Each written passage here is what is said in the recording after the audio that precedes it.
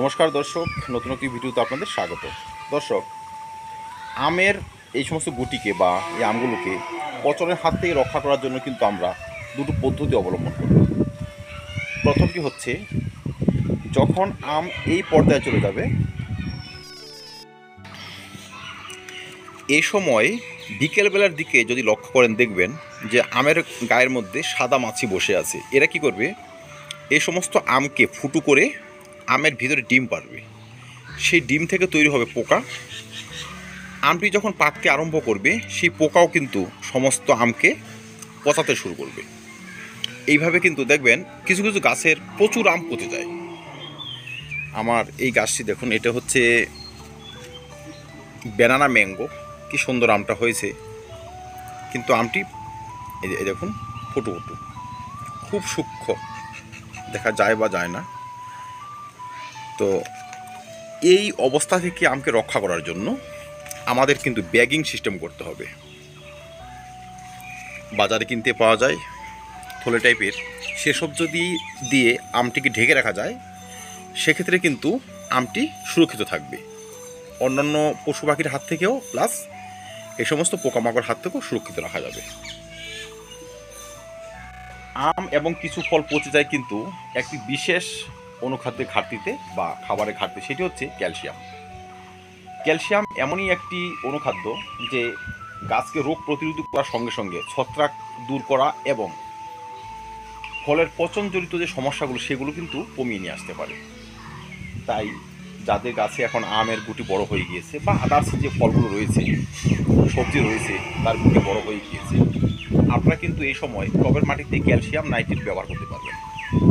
বাজারে calcium nitrate পাওয়া যায়, সেসব কিনে এনে ব্যবহার করা যায়। বা খাবার চুন, একটি বড় টবের মধ্যে 3 থেকে 4 গ্রাম চুন জলে গুলে কিছুটা ঢেলে দিন, 1-1.5 লিটারের মতো ঢেলে দিন। 1 মাসে একবার, এইভাবে 2বার করে দিন। দেখবেন আমের যে পচন বা ফলের যে পচন সেসব কিন্তু আসবে না।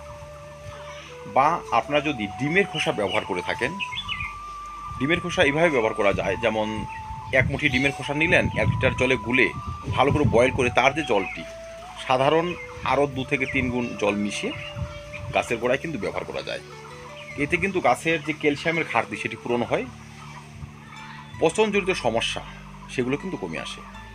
বা ডিমের খোসা পাউডার করে মিক্সার গ্রাইন্ডারে ভালো করে পাউডার করে একটি বড় টবের মধ্যে 10 থেকে 12 গ্রাম কিন্তু ব্যবহার করা যায়। এতেও কিন্তু সেই সমস্ত সমস্যা কমে আসে। তো যাই হোক, যাদেরই আম বেশ কিছু বড় হয়ে গিয়েছে, পচনজনিত সমস্যা কিন্তু এখনই শুরু হবে, একদম তলা থেকে পচতে শুরু করবে। এই ধরনের সমস্যা থেকে আমকে এবং নানাবিধ ফলকে রক্ষা করার জন্য আমরা কিন্তু ক্যালসিয়ামও ব্যবহার করব।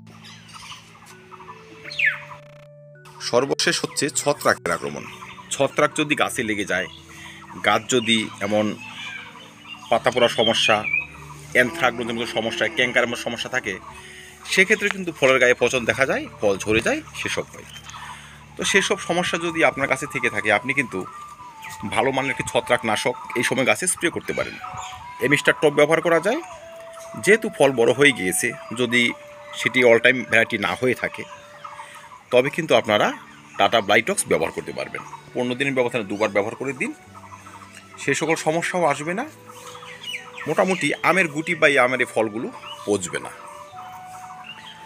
আর সম্ভব হলে সপ্তাহে 2বার 3বার ঠান্ডা জল স্প্রে করে দেবেন। আমের কালার ঝকঝকে থাকবে।